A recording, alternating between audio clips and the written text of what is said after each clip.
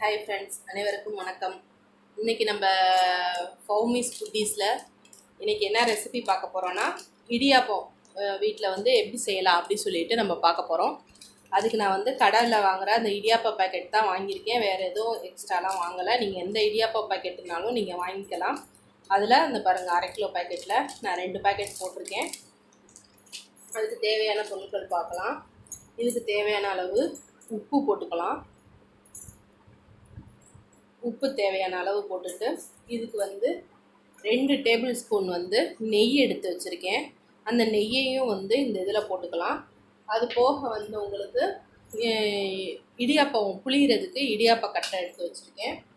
அவ்வளோதான். இட்லி பாத்திரம்,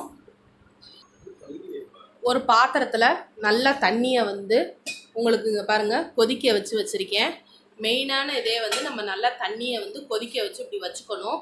வச்சுட்டு இப்போ எப்படி செய்யலான்னு வாங்க வந்து பார்க்கலாம்.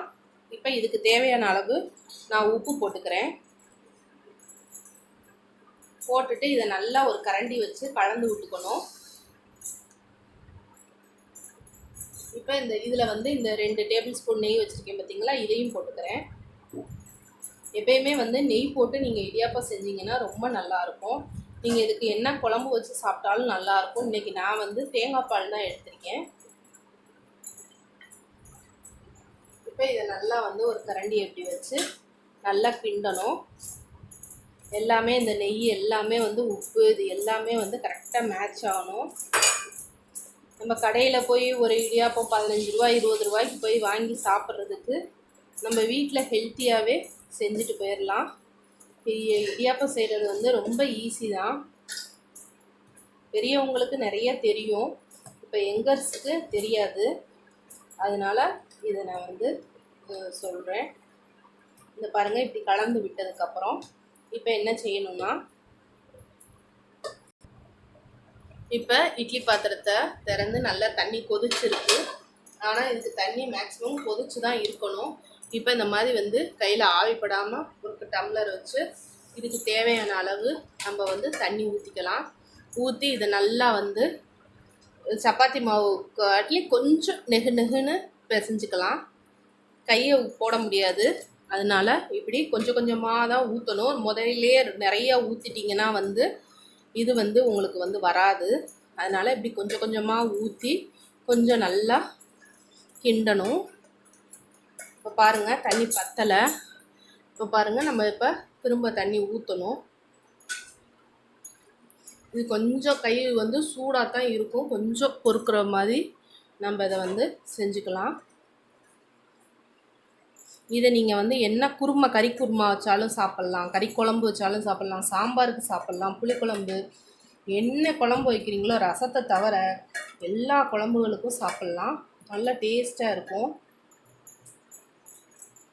பாருங்கள், இப்படி கிண்டி விட்டுக்கிட்டே தான் நம்ம தண்ணி ஊற்றணும். எடுத்தோடனே நம்ம நிறைய தண்ணி ஊற்றிட்டோம்னா ஒரு சைடாக நின்றுக்கிறோம். அது மாதிரி எக்காரணத்தை கொண்டு பச்சை தண்ணி போடவே கூடாது. பச்சை தண்ணி போட்டிங்கன்னா இடியாப்பம் வராது உங்களுக்கு. தண்ணி பத்தலை இல்லை, அதனால் இப்படி கொஞ்சம் கொஞ்சமாக தான் ஊற்றி நம்ம இது பண்ணணும். இப்போ பாருங்கள், நம்ம வந்து இந்த மாதிரி பக்குவத்துக்கு நம்ம வந்து இடியாப்பம் வந்து மாவு வந்து பிசைஞ்சாச்சு. இப்படி இருக்கும் உங்களுக்கு. இப்போ இதை வந்து தண்ணி வந்து இன்னும் கொஞ்சம் ஊற்றி அதை வந்து சூடு கட்டிக்கலாம். இப்போ இட்லி பிளேட்டில் இதுக்குன்னு போய் நீங்கள் பாத்திரம் வாங்கணுன்னா அவசியமே இல்லை. நம்ம வீட்டில் சுடுற இந்த இட்லியில் வந்து அந்த பிளேட்லேயே வந்து நம்ம வந்து வச்சுக்கலாம். இப்போ தண்ணியை ஊற்றி நல்லா கொதிக்கணும். இப்போ அதுக்குள்ளே நம்ம வந்து இடியாப்பம் எப்படி புளியலான்னு வாங்க பார்க்கலாம். இப்போ ஒன்றும் இல்லை, இதில் இப்படி இட்லி பிளேட்டில் இப்படி துணியை விரிச்சிக்கலாம். விரிச்சிட்டு இந்த பாருங்கள், ஒன்றுமே செய்யலை, சும்மா சும்மா ஒரு அலசு கழுவிக்கோங்க. கழுவிட்டு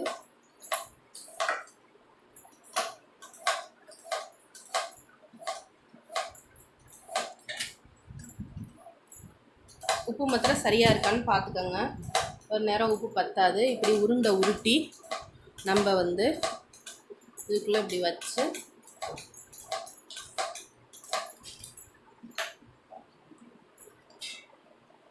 இதை வந்து அப்படியே முறுக்கு சுற்றுறது மாதிரி இந்த பாருங்கள். அப்படியே கையை வந்து நம்ம அப்படியே ரவுண்டு சர்க்கிள் போடுறது மாதிரி நம்ம அப்படியே செஞ்சிட்டோம்னா இந்த பாருங்கள் இடியாப்பம் வந்துட்டு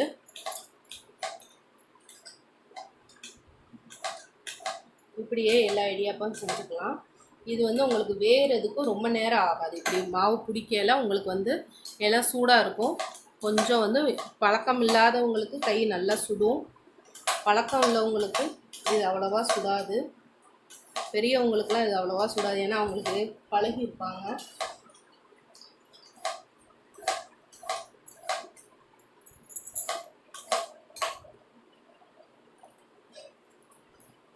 இது மாத்திரம் மெதுவாக அப்படியே கை வந்து போயிட்டு வரணும். அப்போ தான் வந்து உங்களுக்கு ஒரே இடத்துல விழுகாமல் கரெக்டாக விழுகும்.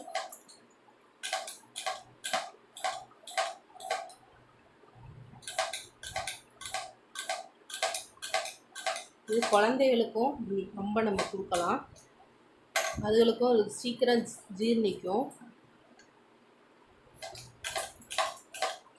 லைட்டில் வந்து இதை செஞ்சோம்னா நம்மளுக்கு லைட்டாக வந்து இட்லி மாதிரி லைட்டாக சாப்பிட்டுக்கலாம்.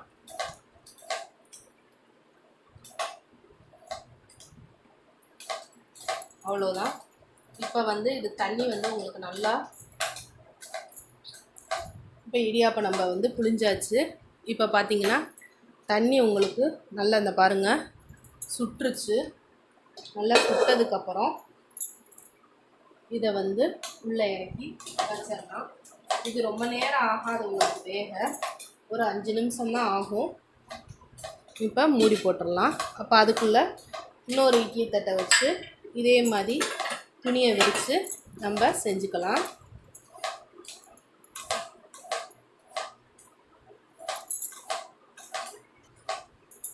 இப்போ பாருங்கள் ஃப்ரெண்ட்ஸ், இப்போ இது வெந்துருச்சான்னு பார்ப்போம்.